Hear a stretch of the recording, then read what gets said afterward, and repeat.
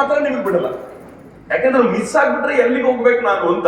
ಎಷ್ಟು ಚೆನ್ನಾಗಿತ್ತು ಗೊತ್ತಾ, ಅವರವರ ರಕ್ಷಣೆಯ ವ್ಯವಸ್ಥೆನ ಅವ್ರವ್ರು ಮಾಡ್ಕೊಂಡಿದ್ದು. ಮತ್ತು ಕೊನೆಗೆ AI ಮೂಲಕ ಎಲ್ಲರ ಫೇಸ್ ರೆಕಗ್ನಿಷನ್ ಮಾಡಿ ತಪ್ಪೋದವರನ್ನ ವಾಪಸ್ ಜೋಡಿಸಿಕೊಡುವ ವ್ಯವಸ್ಥೆಯನ್ನು ಕೂಡ ಈ ಕುಂಭಮೇಳದಲ್ಲಿ ಮಾಡಲಾಗಿತ್ತಲ್ಲ. ಬಾಲಿವುಡ್ನವ್ರಿಗೆ ಏನು ಉಳ್ಕೊಂಡೇ ಇಲ್ಲ ಈ ಸಲ, ಅವರು ಸೈಲೆಂಟ್ ಆದ್ರು. ಎರಡನೇ ತರದ ವಿರೋಧ ಇದು ಲೆಫ್ಟಿಸ್ಟ್ಗಳದ್ದು. ಇವ್ರು ಯಾವತ್ತೂ ಡೇಂಜರ್ ಭಾರತಕ್ಕೆ.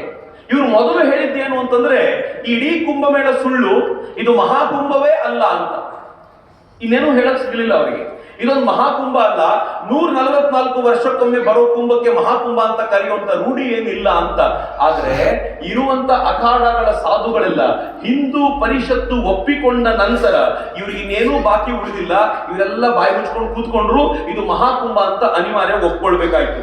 ಆದ್ರೆ ಒಂದು ಸುಳ್ಳು ಅವ್ರು ಏನ್ ಹೇಳಿದ್ರು ಅಂತಂದ್ರೆ, ಅಥವಾ ನಮ್ಮನ್ನು ಬಡಕಾಯಿಸಿದ್ರು ಅಂದ್ರೆ, ಇಷ್ಟು ದುಡ್ಡು ವೇಸ್ಟ್ ಮಾಡ್ಬೇಕಿತ್ತ, 15,000 ಕೋಟಿ ರೂಪಾಯಿ ಖರ್ಚು ಮಾಡ್ಬೇಕಿತ್ತ ಅಂತ. ಆದ್ರೆ ಅವ್ರು ಯಾವತ್ತೂ ಪ್ರಶ್ನೆ ಮಾಡಲಿಲ್ಲ. 15,000 ಕೋಟಿ ರೂಪಾಯಿ ಖರ್ಚು ಮಾಡಿ ದೇಶ ಗಳಿಸಿದ್ದು, ನಮ್ಮದೇ ಜನ ಕೊಟ್ಟ ದುಡ್ಡು 2 ಲಕ್ಷ ಕೋಟಿಗಿಂತ ಹೆಚ್ಚು. 7,000 ಕೋಟಿ ರೂಪಾಯಿ ಖರ್ಚು ಮಾಡಿದಂತ ಈ ಉತ್ತರ ಪ್ರದೇಶ ಸರ್ಕಾರದ ಆದಾಯ ಎಷ್ಟು ಗೊತ್ತಾ?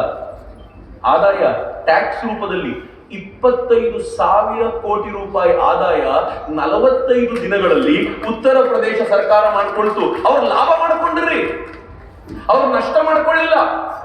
ಇವ್ರ ಹತ್ರ ಈ ಪ್ರಶ್ನೆಗೆ ಉತ್ತರ ಇಲ್ಲ. ಹಿಂಗಾಗಿ ಎಲ್ಲ ಲೆಫ್ಟಿಸ್ಟ್ಗಳು ಬಾಯಿ ಮುಚ್ಕೊಂಡು ಕೂತಿದ್ದಾರೆ. ಮೂರನೇದು, ಅದನ್ನ ಗಲೀಜು ಅಂತ ಹೇಳೋ ಪ್ರಯತ್ನ ಮಾಡಿದ್ರು. ಮೊನ್ನೆ ತಾನೇ ಒಂದು ರಿಪೋರ್ಟ್ ಬೇಕಂತ ಹೊರಡಿಸಿದ್ರು. ಆ ರಿಪೋರ್ಟ್ ಅಲ್ಲಿ ಏನ್ ಹೇಳಿದ್ರು ಅಂತಂದ್ರೆ, ಅದರಲ್ಲಿ ಒಂದು ಬ್ಯಾಕ್ಟೀರಿಯಾ ಓಡಾಡ್ತಾ ಇದೆ ಆ ನೀರಿನಲ್ಲಿ. ಆ ಬ್ಯಾಕ್ಟೀರಿಯಾ ಮಲದಲ್ಲಿ ಇರಬಹುದಾಗಿರುವಂತ ಬ್ಯಾಕ್ಟೀರಿಯಾ ಓಡಾಡ್ತಿದೆ, ಅದು ಹೆಲ್ತಿಗೆ ಒಳ್ಳೇದಲ್ಲ ಅಂತ. ಇನ್ನೊಬ್ಬ ಸೈಂಟಿಸ್ಟ್, ಇನ್ನೂ ಕೆಲವು ಸೈಂಟಿಸ್ಟ್ಗಳು ಅದಾದ ನಂತರ ನೀರಿಗೆ ಹೋದ್ರು. ನೀರಿಗೆ ಹೋಗಿ ಅವರು ಅಲ್ಲಿಂದ ಲೈವ್ ಮಾಡಿ ಹೇಳಿದ್ರು, ನಾನು ಬೆಳಗಿಂದ ರಾತ್ರಿವರೆಗೂ ಇಲ್ಲಿ ನಿಂತಿದ್ದೀನಿ, ಈ ನೀರಿನ ಟೆಂಪರೇಚರು 12 ಡಿಗ್ರಿಗಿಂತ ಇಡೀ ದಿನದಲ್ಲಿ ಯಾವತ್ತಿಗೂ ಮೇಲ್ ಹೋಗಲಿಲ್ಲ.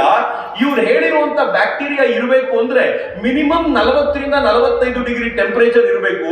ಟೆಂಪರೇಚರ್ ಅಷ್ಟಿಲ್ಲದೆ ಇರೋದ್ರಿಂದ ಇವ್ರು ಹೇಳಿರೋ ಬ್ಯಾಕ್ಟೀರಿಯಾ ಬದುಕೋದಿಲ್ಲ. ನಾನು ಸೈಂಟಿಸ್ಟ್ ಆಗಿ ಈ ಮಾತನ್ನು ಹೇಳ್ತಾ ಇದ್ದೀನಿ ಅಂತ ಸೈಂಟಿಸ್ಟ್ಗಳು ಹೇಳಿದ ನಂತರ ಅವ್ರ ಮಾತಿಗೇನು ಬೆಲೆನೇ ಉಳಿದಿಲ್ಲ.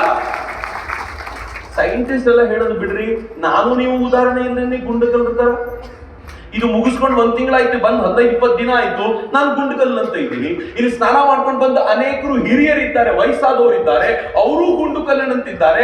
ಯಾವ ಬ್ಯಾಕ್ಟೀರಿಯಾ ನಮ್ಮ ಮೇಲೆ ಎಫೆಕ್ಟ್ ಮಾಡಬೇಕಿತ್ತು ಅದ್ರದ್ದು ಎಫೆಕ್ಟೇ ಇಲ್ಲ ಅಂತಂದ್ರೆ ಇದಕ್ಕಿಂತ ಹೆಚ್ಚಿನ ಸಂಗತಿ ಮತ್ತೇನು ಹೇಳಬೇಕು? ಹಿಂಗಾಗಿ ಲೆಫ್ಟಿಸ್ಟ್ಗಳ ಪ್ರಾಪಗೆಂಡಾನು ಸತ್ತೋಯ್ತು.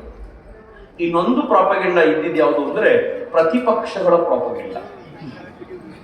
ನಿಮ್ಗೆ ಬಹಳ ಹತ್ತಿರದ, ನಿಮ್ಗೆ ಬಹಳ ಚೆನ್ನಾಗಿ ಗೊತ್ತಿರುವ ನಿಮ್ಮ ನಾಡಿನ ಒಬ್ಬ ರಾಜಕಾರಣಿ